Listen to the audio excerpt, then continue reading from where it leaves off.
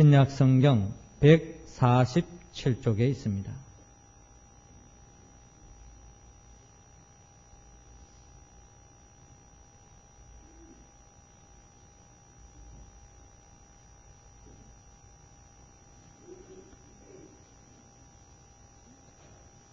요한복음 4장 5절에서 42절까지의 말씀입니다만은 14절까지만 봉독하도록 하겠습니다. 주의 말씀을 읽어갈 때에 성령님의 도우심으로 말씀 속에 주님을 만나고 주의 음성 친히 듣기 원합니다.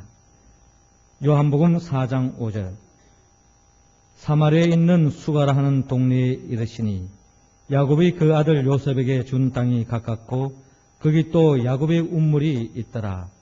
예수께서 행로에 권하여 운물 곁에 그대로 앉으시니 때가 제6시쯤 되었더라. 사마리아 여자 하나가 물을 길러 왔음에 예수께서 물을 좀 달라 하시니 이는 제자들이 먹을 것을 사러 동네에 들어갔음이러라.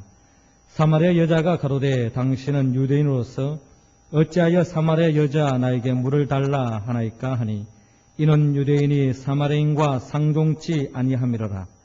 예수께서 대답하여 가라사대 내가 만일 하나님의 선물과 또 내게 물 좀 달라 하는 이가 누구인 줄 알았다면 내가 그에게 구하였을 것이요 그가 생수를 내게 주었으리라. 여자가 가로되 주여 물길을 걸었옵고 이 운물은 깊은데 어디서 이 생수를 얻겠사옵나이까. 우리 조상 야곱이 이 운물을 우리에게 주었고 또 여기서 자기와 자기 아들들과 짐승이 다 먹었으니 당신이 야곱보다 크니까. 예수께서 대답하여 가라사대 이 물을 먹는 자마다 다시 목마르니와 내가 주는 물을 먹는 자는 영원히 목마르지 아니하리니 나의 주는 물은 그 속에서 영생하도록 솟아나는 샘물이 되리라. 아멘. 이 시간 하나님께서 주시는 말씀을 의지하여 행복을 안겨주는 생명이라는 제목으로 함께 은혜를 나누겠습니다. 먼저 할렐루야 찬양대의 찬양이 있겠습니다.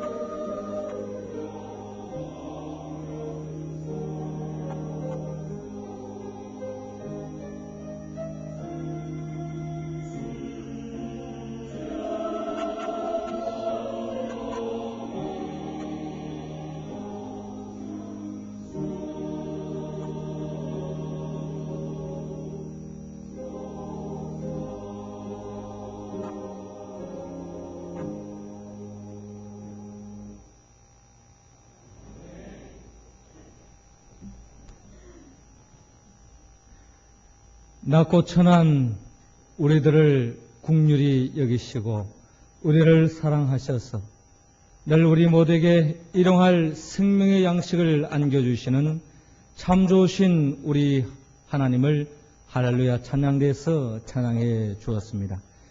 찬양의 가사처럼 늘 하나님이 공급해 주시는 그 생명의 양식으로 행복한 삶, 승리의 삶을 열어가는 우리 모두가 되기를 주의 이름으로 축원합니다.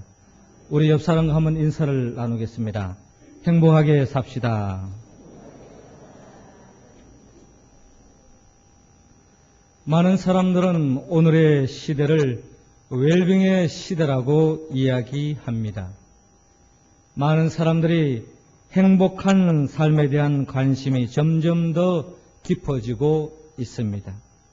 좀 더 잘 살고 싶고 좀 더 행복하게 살고 싶은 것이 이 땅을 살아가는 모든 사람들의 필요요 갈망입니다. 나 자신이 행복한 삶을 살고 있는지 없는가를 헤아릴 수 있고 행복하다면 내가 어느 정도로 행복한지 알 수 있는 행복지수 자기 진단표가 있습니다. 영국의 심리학자 캐럴 로스웰과 상담사 피크 코언이 나 자신이 행복한지 못한지를 알 수 있는 행복지수 자가 진단표를 우리나라 실정에 맞게 재구성하여서 10가지의 질문을 내어놓았습니다. 이 10가지 질문 중에 전혀 아니다 할 때는 0점, 확실히 그렇다 할 때는 10점, 그 중간 정도면 한 5점의 점수를 붙여서 점수가 높으면 높을수록 행복지수가 높고 또 점수가 낮으면 낮을수록 행복지수가 낮다는 것입니다. 그렇다면 그 행복지수의 10가지 질문은 무엇입니까? 첫째로 나는 다른 사람들과 어울리는 일이 재미있고 내 생활은 활기차 있다. 환경 변화에 대해서도 별 거부감이 없는 편이다. 두 번째로 나의 인생관은 긍정적이어서 실패하더라도 오뚜기처럼 일어선다. 실패하더라도 오뚜기처럼 일어선다. 내 자신이 삶의 주인공이란 믿음으로 어떤 상황 속에서도 자기 조절을 잘하는 편이다. 세 번째로 우리 가족은 서로를 인정해주고 사랑하며 원만한 관계를 맺고 있다. 네 번째, 나는 신체적으로 혹은 정신적으로 건강하며 하루하루가 즐거운 편이다. 다섯 번째, 지금 내가 갖고 있는 돈의 절대적인 액수에 상관없이 나는 부자라고 생각한다. 여섯 번째, 좋아하는 취미나 여가 활동을 규칙적으로 하고 있다. 일곱 번째, 나는 주변에 마음을 나누고 도움을 주고받을 수 있는 친구나 동료들이 있다. 여덟 번째, 나 스스로 돌이켜보면 이 세상에 태어나길 잘했다고 생각한다. 아홉 번째, 인생에 대한 분명한 비전과 희망이 있으며 그 꿈을 이루기 위해 최선을 다한다. 열 번째, 현재 내가 하는 일에 대해서 보람과 만족을 느낀다. 여러분들의 행복 지수는 어느 정도입니까? 높은 편입니까? 아니면 낮은 편입니까? 하나님은 이 시간 우리 모두가 행복 지수가 아주 높은 행복한 삶을 살기를 원하십니다. 오늘의 본문은 행복 지수가 바닥에서 불행 속에 살았던 한 여인이 행복지수가 하늘을 치솟는 행복한 삶을 열어가는 한 여인을 우리는 만날 수 있습니다. 우리는 어떻게 하면 오늘 본문에 등장하는 수가성 사마리아 여인처럼 불행 끝 행복 시작의 삶으로 나아갈 수 있을까요? 하나님은 오늘 본문 5절에서 8절을 통하여 예수님을 만나라고 말씀하고 있습니다. 7절 말씀 우리 다 같이 한번 읽겠습니다. 사마리아 여자 하나가 물을 길러 왔음에 예수께서 물을 좀 달라 하시니, 저를 한번 따라 하시기 바랍니다. 예수를 만납시다. 어떤 여인이 있었습니다. 이 여인은 돈 많은 사업가에게 시집을 갔습니다.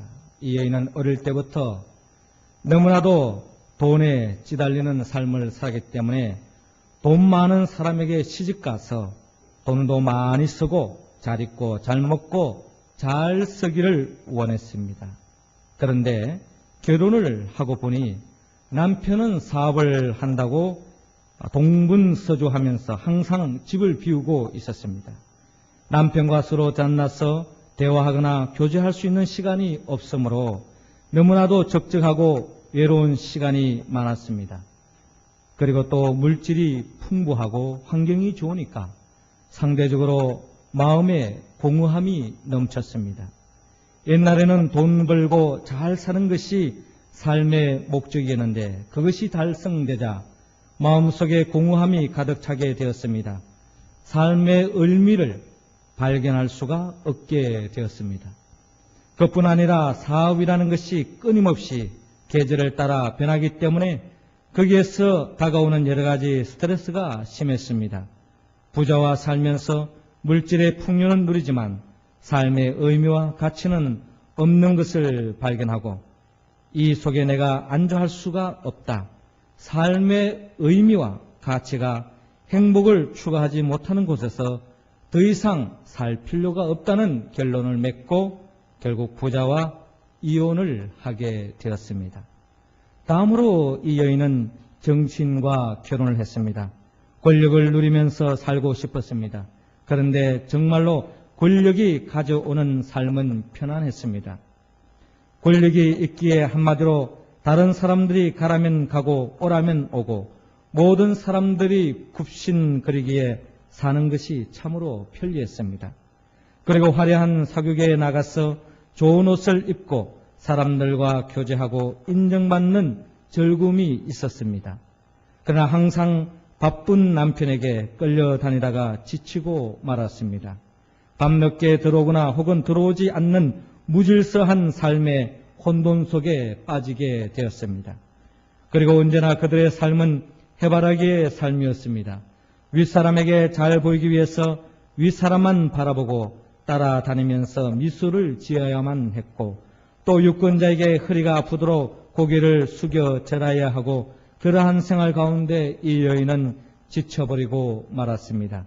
언제나 정치인의 생활은 현재도 미래도 불안하기 짝이 없었습니다.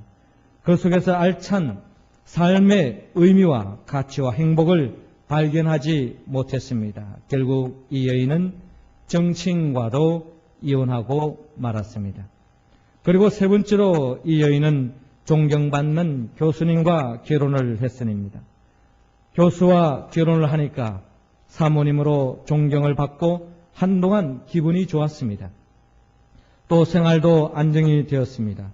남편은 정시에 출근하고 정시에 퇴근했습니다. 그러므로 생활이 안정되고 대화도 하고 마주 앉아서 식사도 하니까 참 좋았습니다. 그러나 교수의 생활에 적은 월급으로 생활하기는 너무나도 어려움이 많았습니다. 화려하게 살았는데 생활이 힘드니까 경제적인 문제로 남편과 자주 다투고 입씨름하게 되었습니다. 얼마 지나지 않아서 교수 생활에 매력이 없어졌습니다. 교수는 학문하고 결혼했지 자기하고 결혼하지 않았습니다. 항상 책하고만 살고 자기하고는 살아주지 않는 것입니다. 그러기에 자기 스스로의 꿈과 미래를 얻을 수가 없었습니다. 그래서 결국 교수와도 결별하고 말았습니다. 다음으로 이 여인은 농부와 결혼을 했습니다. 농장에 들어가서 자연과 함께 살고 종달새 울음소리를 들으면서 일어나서 저녁에는 총총한 별빛을 바라보고 자는 꿈을 꾸었습니다. 그리고 싱싱한 채소도 먹고 싱싱한 과일도 먹으니 얼마나 좋은가 하는 이 생각에 그래서 농부하고 결혼했던 것입니다. 그런데 결혼을 하고 보니 싱싱한 야채는 돈 번다고 다 시장에 내다 팔고 벌레 먹은 것만 먹게 되었습니다. 과일도 좋은 것은 다 시장에 내다 보내고 볼품이 없는 것만 먹게 되었습니다. 도무지 결혼하기 전과는 영 틀렸습니다. 농촌의 생활이 얼마나 고달픈지 아침 새벽에 일어나면 저녁에 별을 보고야 들어오는 이러한 삶입니다. 그리고 허리가 휘어지도록 일을 하고 항상 빛에 시달리고 경제적인 어려움에 괴로워했습니다. 얼굴은 완전히 엉망이 되었습니다. 화장도 하지 못하고 그 좋던 피부도 거칠어졌습니다. 자연과 함께 생활한다는 꿈도 이제 다 사라졌습니다. 결국 그 여인은 농부와의 결혼 생활도 청산하게 되었습니다. 그래서 선택한 사람이 어부였습니다. 출렁이는 파도에 세상 근심을 다 씻어버리고 살아야지 하는 그런 로맨틱한 생각을 갖고 결혼을 했습니다. 바닷가에 살면서 생선을 잡아오면 회도 먹고 싱싱한 생선도 먹을 수 있으니 건강해지고 얼마나 좋은가 하는 생각이었습니다. 그리하여 어부하고 결혼했지만 남편이 고기를 잡아오면 싱싱한 고기는 다 팔고 죽은 고기만 가져옵니다. 싱싱한 것은 다 팔아서 돈을 만들어야 되고 돈 안 되는 죽은 고기만 먹게 되었습니다. 그리고 일기예보에 귀를 기울이면서 날이 흐리고 바람이 불면 배가 뒤집어지지나 않을까 하는 마음에 늘 걱정하고 기후가 나빠 고기를 못 잡으니 마음이 조마조마하여는 생활의 연속이었습니다. 그리하여 이 여인은 어부와의 생활도 정리하였습니다. 결국 이 여인은 남편을 5명이나 바꾸게 되었습니다. 그래서 모든 꿈도 포기하고 희망도 포기했습니다. 인생이란 의미도 없고 가치도 없는 것입니다. 어디서 와서 왜 살며 어디로 가는지 모르고 생활하게 되었습니다. 기대를 저버린 나그네의 삶을 사던 그 여인은 오다가다 만난 남자와 결혼도 하지 않고 살고 있습니다. 사랑과 기쁨과는 행복과는 거리가 먼 불행한 삶을 살아가고 있는 한 여인의 인생 이야기입니다. 오늘 성경 본문에 보면 이 여인과 비슷한 인생을 살아온 한 여인을 우리에게 소개하고 있습니다. 그 여인이 바로 수가성 사마리아 여인입니다. 수가성 사마리아 여인은 남편이 5이나 되었고 지금은 또 다른 남자와 살아가고 있습니다. 그녀의 삶은 불행 그 자체였습니다. 그러나 불행 속에 살아가던 이 여인이 행복한 삶이 시작되었습니다. 무엇으로 하여금 이 여인이 행복한 삶이 열리기 시작하게 되었습니까? 그것은 바로 예수님을 만났기 때문입니다. 누군가 만남이라는 한 편의 시를 적었습니다. 만남. 가장 잘못된 만남은 생선과 같은 만남입니다. 만날수록 비린내가 묻어오니까요. 가장 조심해야 할 만남은 꽃송이 같은 만남입니다. 피었을 때는 환호하다가 시들면 버리니까요. 가장 시간이 아까운 만남은 지우개 같은 만남입니다. 금방의 만남이 순식간에 지워져 버리니까요. 가장 아름다운 만남은 손수건 같은 만남입니다. 힘이 들 때는 땀을 닦아주고 슬플 때는 눈물을 닦아주니까요. 그렇습니다. 예수님을 만나면 우리는 손수건과 같은 만남이 시작되어집니다. 예수님은 우리의 있는 모습 그대로 받아주십니다. 우리가 이 세상을 살아가면서 지치고 상처받은 심령을 싸매주시고 이 세상으로 인한 그 고통 속에 눈물을 흘릴 때에 주님은 친히 손수건이 되어주셔서 우리의 눈물을 닦아 주십니다. 주님께서 친히 말씀하셨죠. 수고하고 무거운 짐진 자들아 다 내게로 오라. 내가 너희를 쉬게 하려고 말씀하신 것처럼 우리가 주님께 나와 주님을 만날 때에 주님은 우리의 모든 필요를 채워주시고 이 세상 그 무엇으로 얻을 수 없는 참된 행복을 우리에게 안겨주십니다. 그러기에 이처럼 주님을 만나서 그 행복을 맛본 사람은 찬송가 331장을 통하여 이렇게 찬양을 통하여 고백합니다. 나 주를 멀리 떠났다 이제 옵니다. 나 죄의 길에 시달려 이제 옵니다. 나 이제 왔으니 내 집을 찾아 주여 나를 받으사 맞아 주소서. 할렐루야.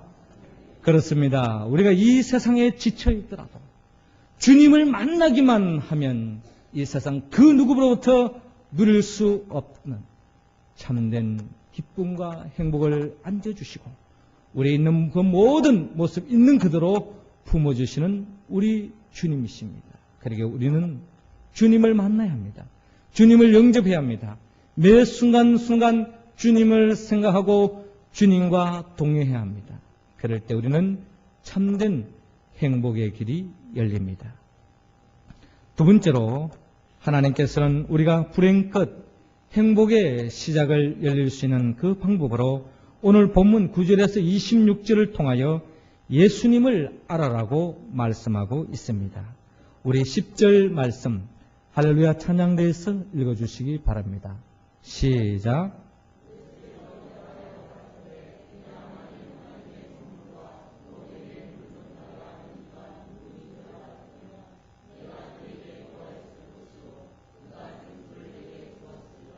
아멘. 저를 한번 따라 하시기 바랍니다.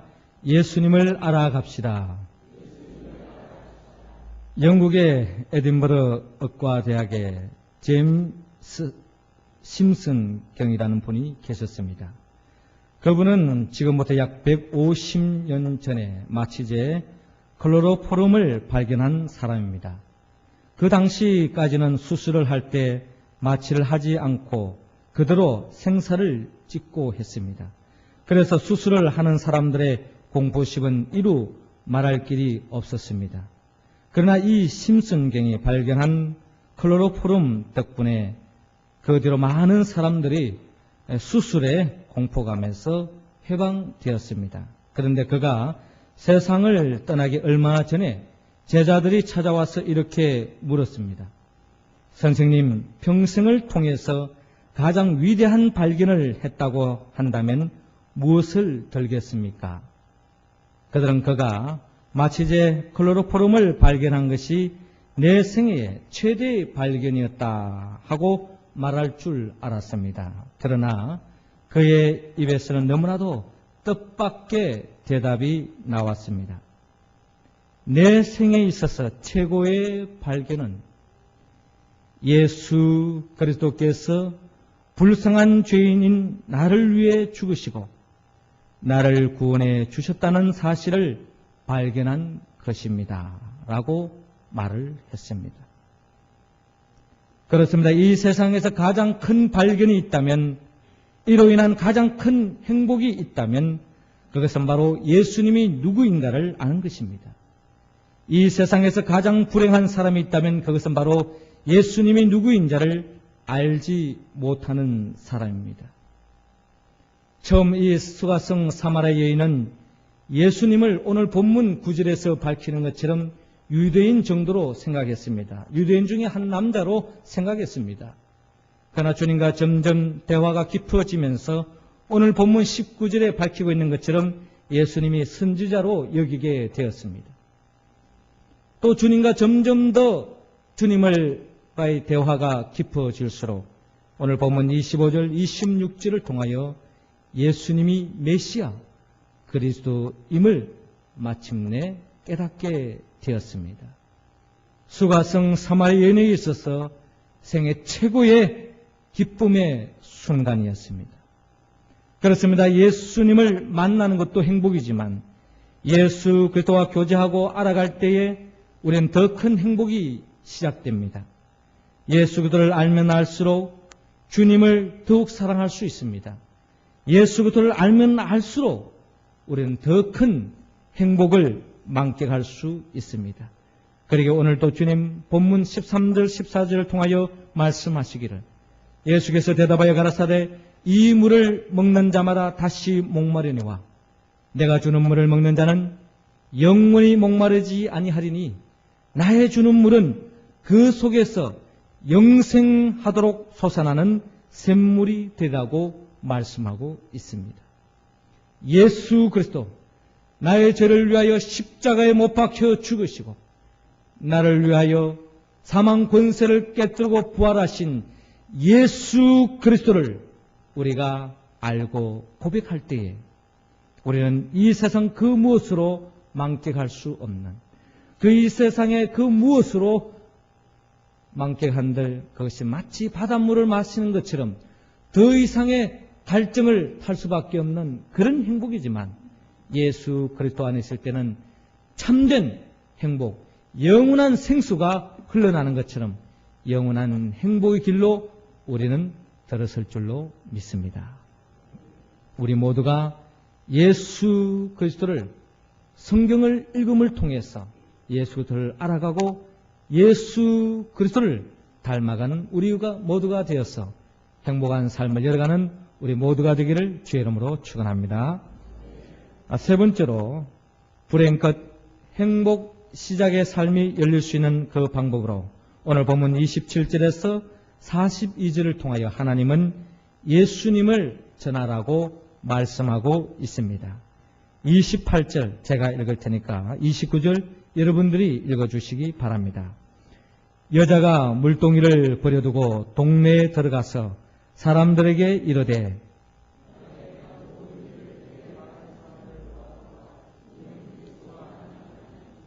아멘. 제가 한번 따라 하시기 바랍니다. 예수님을 전합시다. 세계의 의문이라는 톨스토이의 글이 있습니다. 톨스토이는 이 글에서 인생론과 행복론을 이야기하고 있습니다. 톨스토이는 먼저 질문합니다. 이 세상에서 가장 중요한 시간은 언제인가?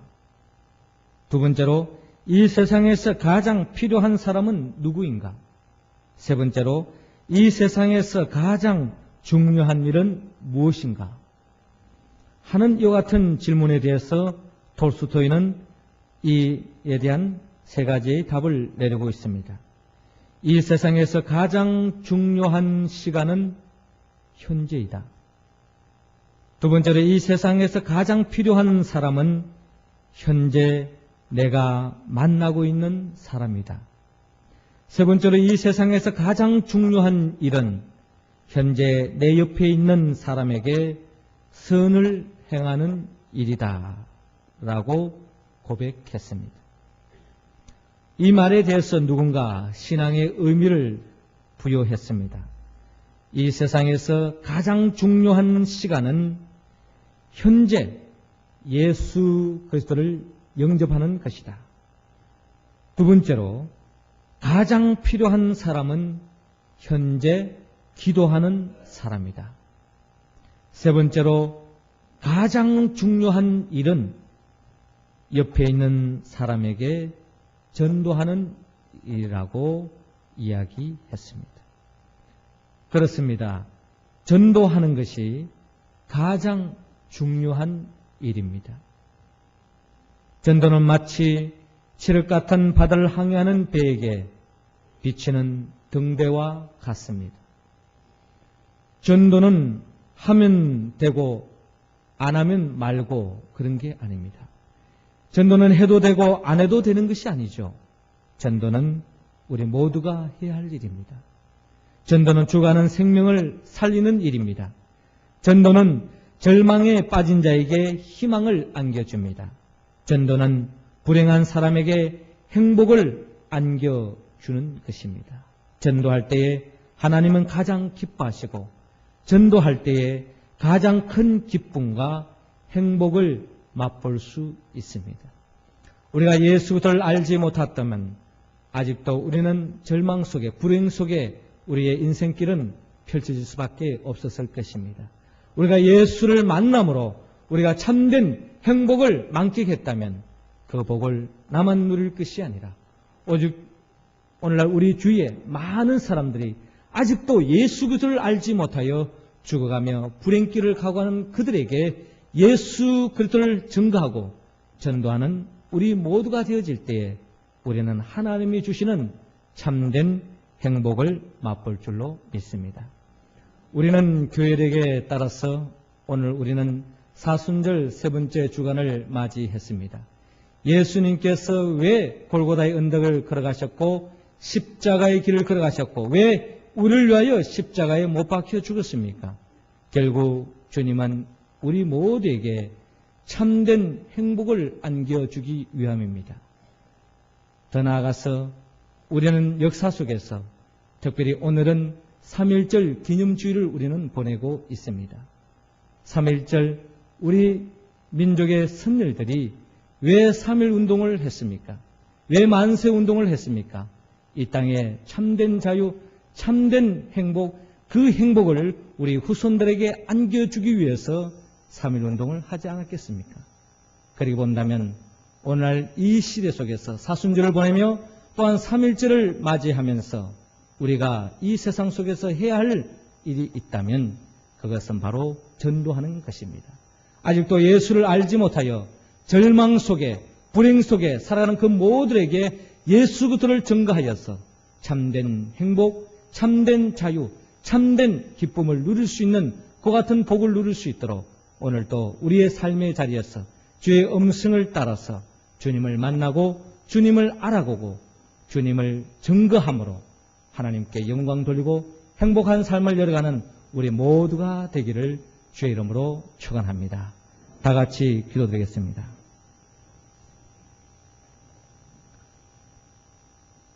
생명의 영 보혜사 성령님이시여 예수님을 만나기보다는 세상 사람 만나는데 더 힘썼고 예수님을 알아가는데 게을리했으며 예수님을 전하지 못한 우리의 모습을 주여 불쌍히 여겨 주옵소서. 우리의 죄를 용서하여 주옵소서. 이 시간 우리 모두에게 행복의 영, 예수의 영으로 충만히 채워 주시어서 우리 모두가 성령의 도우심으로 예수님을 매일매일 만나고 예수님을 알아가고 예수님을 전함으로 하나님께 영광 돌리고 새하늘과 새 땅의 기쁨을 미리 맛보며 살아가는 삶으로 인도하여 주옵소서. 예수님의 이름으로 기도리옵나이다. 아멘. 다 일어나셔서 찬송가